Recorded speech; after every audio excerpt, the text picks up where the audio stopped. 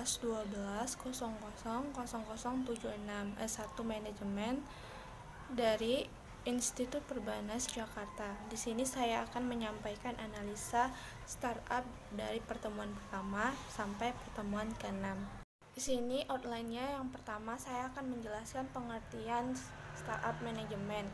Kedua, inovasi dan ide berdasarkan kebutuhan masalah yang dihadapi pasar. Yang ketiga itu ada framework dan metode menjalankan bisnis startup. Yang keempat, langkah-langkah taktis untuk menghasilkan produk yang siap dipasarkan. Yang kelima itu ada strategi dan taktik pemasaran yang efektif dan terjangkau untuk start. Yang terakhir itu pengendalian dan menghadapi situasi krisis yang dihadapi oleh bisnis pada startup. Di pertemuan pertama itu ada pengertian startup manajemen. Startup manajemen adalah rujukan pada perusahaan yang belum lama beroperasi. Perusahaan-perusahaan ini sebagian besar merupakan perusahaan yang baru didirikan dalam berada dalam fase yang mengembang dan penelitian untuk menentukan pasar yang tepat. Nah, tapi menurut saya yang lebih simpel itu pengertian startup itu lebih mudah jika istilah startup diartikan sebagai perusahaan yang sedang merintis atau perusahaan baru yang sedang berkembang. Di sini kita bisa lihat bagaimana cara mengubah menjadi lebih meningkat itu dengan cara dalam melakukan perintisan terhadap perusahaan kita harus melakukan peningkatan pada terlebih dahulu, sehingga konsep umum menyatakan perusahaan startup adalah salah satu usaha kecil umum atau UKM yang bergerak pada bidang teknologi informasi, sehingga kita dapat melihat kurva di sebelahnya, yaitu dengan jumlah perusahaan startup baru didirikan. Nah, dari 2012 sampai 2013 itu stabil. Nah, dari 2014 hingga 2016 itu ada peningkatan, tetapi 2016-nya menurun. Perkembangan positif dalam pangsa pasar konsumen Indonesia yang besar telah menarik minat investasi, baik dari dalam maupun luar negeri. Salah satunya bentuk penyertaan modal yang menjadi pilihan dari investor. Di sini kita juga dapat melihat dari 5 besar dari negara kawasan Asia Tenggara yang nilai investasi modal venturanya dari startup tertinggi, yaitu yang pertama itu ada Singapura sampai Thailand. Singapura itu mencapai yang paling rating yang paling tertinggi, yaitu 7,3305 US dollar. Nah, yang keduanya itu ada Indonesia. Indonesia yang mencapai tingkat tertinggi 3,477 US dollar. Nah, yang paling terendah itu ada Thailand. Thailand yang mencapaiannya investornya sangat menipis, yang ekornya 87 US dollar. Nah, di sini ada tantangan pembentukan perusahaan dalam bisnis startup, yaitu dibagi menjadi 2. Tantangan dalam luar negeri dan tantangan dalam negeri. Terutama dalam negeri itu sumber dari berkurangnya ketersediaan modal yang dibutuhkan untuk mendanai pengembangan perusahaan dalam rangka mencapai level menengah atas, sehingga perusahaan membutuhkan dana sebesar 5-20 juta US dollar. Nah, sehingga tantangan dari luar sumber yaitu dari persaingan dengan perusahaan startup berskala internasional dari investor yang berniat untuk melakukan akuisisi terhadap perusahaan startup potensial. Berikutnya pertemuan kedua, ada inovasi dan ide berdasarkan kebutuhan yang dihadapi pasar, yaitu pengertian ide kreatif. Pengertian ide kreatif merupakan langkah awal dari suatu inovasi yang dilakukan seorang wirausaha. Nah, di sini ada menurut para ahli. Yang pertama itu ada Coleman dan Heman. Ide kreatif menurut dia itu menghasilkan metode baru, konsep baru, pengertian baru, hingga seni baru untuk memajukan sebuah perusahaan. Kedua itu ada revolution. Menurut dia itu dia berpikir divergen atau lateral, yaitu menghubungkan hal-hal sebelum tidak terhubung dalam sebuah perusahaan. Di sini ada prinsip melahirkan ide. Prinsip melahirkan ide itu ada dua, dibagi dua, yaitu yang pertama selalu membuka pikiran. Selalu membuka pikiran itu ide yang terbaik karena kondisi tersebut akan membimbing kita untuk menghasilkan ide-ide baik dalam usaha. Yang kedua itu perenungan introspeksi dalam umpan baik membantu kita untuk memperoleh ide terbaik. Nah, kedua itu selalu membuka mata. Nah, untuk menghasilkan tindakan-tindakan yang dilakukan perusahaan dengan cara terbaik dan lebih efisien. Yang kedua itu ada sumber mengenali ide. Yang pertama ada mencari kebutuhan konsumen. Kedua, mengamati mata rantai saluran distribusi perusahaan. Yang ketiga, kebijakan pemerintah. 4, penilaian dan pengembangan. Kelima itu ada hobi, cenderung perilaku konsumen. Berikutnya, kegunaan lain dari barang yang sudah ada. Dan peristiwa di suatu wilayah, sehingga terakhir momen kegiatan atau sehari-hari besar. Di sini ada prinsip-prinsip dasar muncul ide dan pola pikir. Nah, di sini yang pertama itu menjadi diri sendiri, yaitu mendorong anggota tim untuk menjadi diri sendiri, merasa mereka itu untuk percaya diri untuk mengembangkan perusahaan. Yang kedua, kita harus memiliki seseorang pendukung. Agar adanya pendukung, maka ada ide-ide untuk mengembangkan perusahaan yang lebih baik. Yang ketiga itu ada menggapai cita-cita setinggi langit dengan mencapai tujuan yang kita inginkan, sehingga dalam anggota tim dapat bekerja sama untuk mengembangkan perusahaan yang kita rintis saat ini. Dan keempat itu ada hal yang dapat dipelajari, yaitu kita harus tahu hal apa saja yang harus kita lakukan agar fokus mengembangkan perusahaan yang dengan kerjasama tim dalam ide pola pikir kita. Di sini ada pengertian inovasi. Pengertian inovasi itu dibagi menjadi dua. Menurut para ahli itu yang pertama, Everett M. Roger. Inovasi adalah sebuah ide, gagasan, objek, dan praktis yang dilandasi sehingga dapat diterima oleh seseorang kelompok tertentu yang diaplikasikan oleh dengan diadopsi. Yang kedua itu menurut Van de Ven Andreu. Inovasi menurut dia dapat dikembangkan dan implementasi gagasan seorang dengan jangka waktu tertentu, dilakukan dengan berbagai transaksi di dalam hadapan organisasi tertentu. Tujuan pengertian inovasi itu mengalihkan produk baru baik bagi diri sendiri maupun lingkungan sekitarnya, sehingga menghasilkan sebuah inovasi secara tidak langsung membawa sebuah hal yang baru dapat mengubah kehidupan manusia sehingga ke dalam kondisi kehidupan yang lebih baik lagi. Berikutnya ada faktor-faktor pendukung untuk mencapai keberhasilan inovasi, yaitu yang pertama itu ada inovasi harus berorientasi pasar. Berorientasi pasar itu ada 5C di dalamnya, yaitu ada kompetitor atau pesaing, competition, persaingan, chain of competition, perusahaan persaingan, chain driver, menentukan arah perusahaan, chain behavior, perilaku konsumen.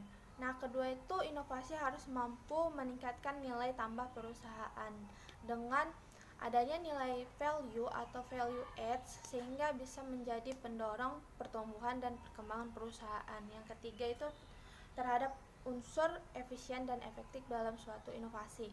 Tanpa faktor efisien dan efektif, maka tidak akan mempunyai dampak yang berarti bagi kemajuan perusahaan. Yang keempat adalah inovasi harus menjalankan visi dan misi perusahaan sehingga dapat menumbuhkan dan menjadi lebih baik dan berkembang sehingga inovasi yang kita lakukan tidak sia-sia. Pertemuan ketiga adalah framework and metode menjalankan bisnis startup. Di sini ada pengertian, Lean Startup adalah sebuah metode yang berfokus untuk cepat menggerakkan setiap iritasi yang memungkinkan untuk evaluasi sehingga dapat prosesnya sebagai tradisional. Di sini ada tahapan pertama yaitu market validation.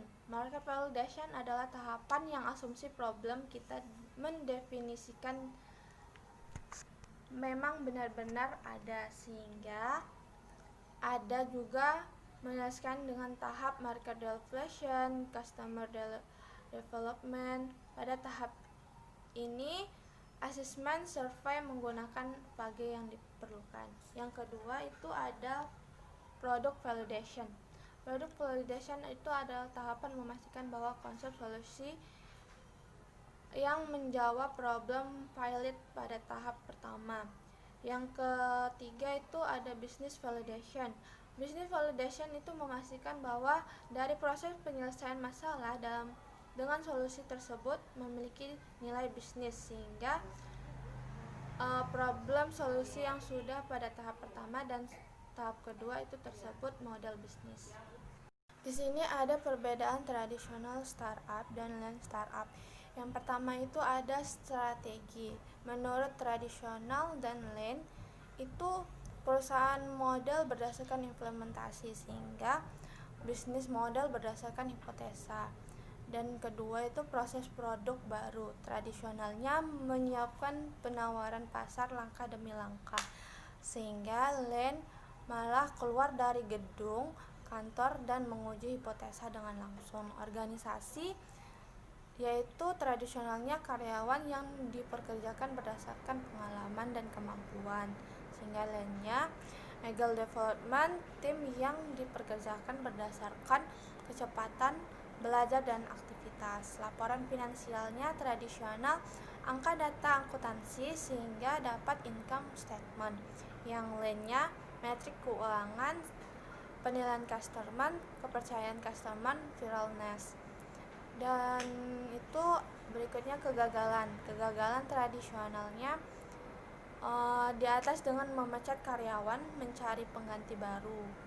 Tetapi lainnya di atas dengan mengganti cara bekerja dan mencari solusi lain terhadap subjek. Yang terakhir adalah kecepatan. Tradisional agak lambat sehingga data harus lengkap semua. Kalau lain sangat cepat asalkan data sudah cukup. Berikutnya, startup memiliki hipotesa, yaitu dibagi menjadi 3, hipotesis deskripsi, hipotesis komparatif, hipotesis asosiatif. Yang pertama itu dapat didefinisikan sebagai dugaan sehingga dapat mendeskripsikan masalah yang berhubungan dengan variabel tunggal. Yang kedua, hipotesis komparatif, yaitu sebagai rumusan masalah yang mempertanyakan perbandingan komparasi antara dua variabel penilaian. Yang ketiga ada hipotesis asosiatif.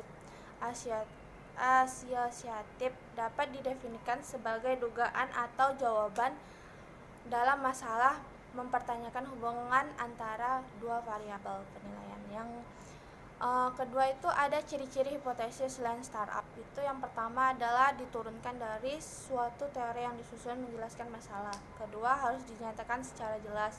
Ketiga menyatakan variasi nilai. Keempat itu harus bebas nilai. Yang terakhir itu harus dapat diuji. Kunci terbentuknya lean startup. Yang pertama itu ada build. Tujuannya itu untuk membangun dan mengembangkan MVP atau minimum viable product. Yang hal ini bertujuan untuk menguji kemampuan hipotesis dari ideas yang ada. Sehingga perusahaan terlebih dahulu memerlukan masalah apa yang harus diselesaikan. Yang kedua itu ada measure. Ini yaitu memastikan efektif dari minimum viable product sehingga metode pengukuran yang bisa digunakan untuk mengukur ide-ide baru. Yang terakhir itu adalah learn. Adalah tahapan di mana perusahaan startup mengevaluasi data sehingga dapat membanting setir menggantikan bisnis model atau tetap bisnis model yang sudah ada. Pertemuan keempat, langkah-langkah mengatasi dan menghasilkan produk yang siap dipasarkan. Yang pertama itu menentukan sebuah produk baru. Yang kedua, membuat strategi pengembangan produk, melakukan survei terhadap pengeluaran dan pemasukan produk yang kita gunakan. Yang keempat itu menentukan produk yang berkualitas untuk yang kita jual belikan dalam suatu perusahaan kita. Itu yang berikutnya, analisa bisnis. Kita menganalisa bisnis dari pertama hingga akhir. Yang berikutnya, memilih atau menentukan tempat di mana kita melakukan operasi penjualan, di mana menentukan pemasaran kita itu lebih cepat. Berikutnya, menentukan skema dari hipotesis produk yang mau kita jual.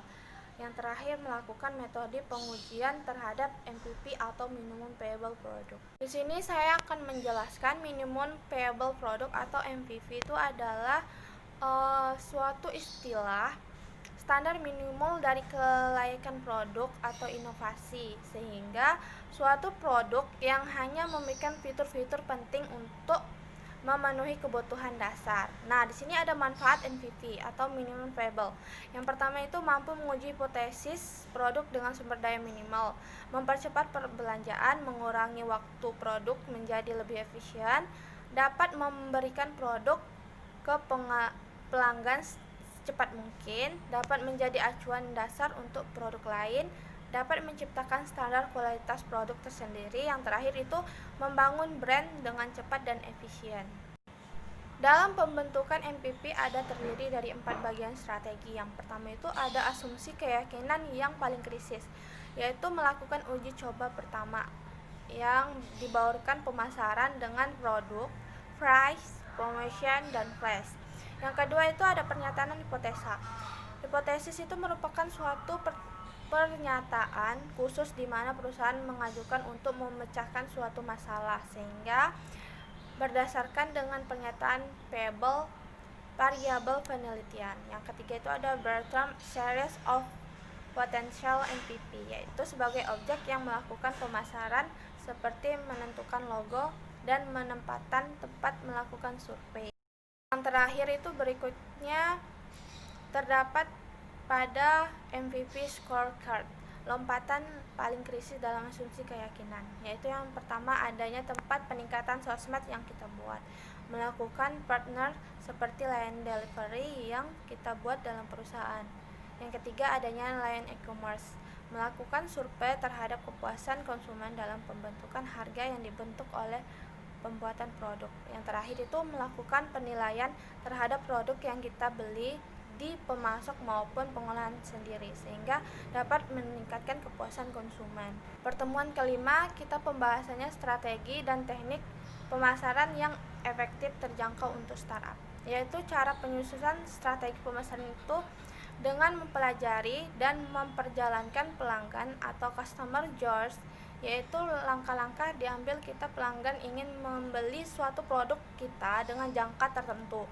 Susunan kata kunci agar mempermudah langkah-langkah strategi pemasaran bisnis startup, yaitu menggunakan strategi pemasaran dengan sistem referral, sehingga mengoptimiskan sales engine optimization, social media marketing melalui forum dan kelompok. Berikutnya beberapa ciri-ciri strategi pemasaran, yaitu yang pertama itu ada customer segment. Customer segment itu seperti pelanggan di mana sebagai inti dalam peningkatan perusahaan. Yang kedua ada value proposition. Itu bermanfaat untuk adanya penelitian mengapa pelanggan membeli produk yang kita tawarkan agar sebagai acuan konsumen. Yang ketiga itu ada skema model bisnis. Skema model bisnis terdiri dari periklanan, marketplace, disintermedia, Fiverr, premium, bid and hook, dan subscription. Yang keempat itu ada customer relationship, suatu sistem informasi yang terintegrasi untuk digunakan merancang dan menjalankan aktivitas penjualan. Yang kelima itu ada key resources sebagai acuan sumber daya penting bagi perusahaan, sehingga dapat panutan menjadi berhasilnya perusahaan yang kita rintis. Yang keenam itu ada key aktivitas. Key aktivitas itu paling utama dalam bisnis didirikan untuk sebuah perusahaan sehingga dapat menghasilkan produk dan jasa yang maksimal. Yang ketujuh itu ada key partnership.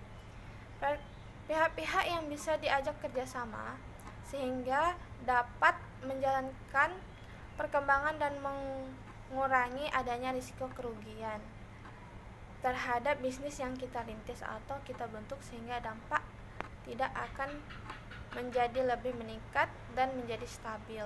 Yang ke-8 itu ada cost structure. Cost structure itu sebagai biaya yang harus dikeluarkan perusahaan dalam menjalankan bisnis model tertentu sehingga dapat mengembangkan produk dan elemen pasar. Yang terakhir itu ada channel, cara media antara muka perusahaan dengan pelanggan sehingga dapat mencoba dan mengevaluasi value profesional dari layanan atau produk perusahaan. Pertemuan ke-6 itu mengendalikan dan menghadapi situasi krisis startup. Yang pertama itu kita melakukan prioritas.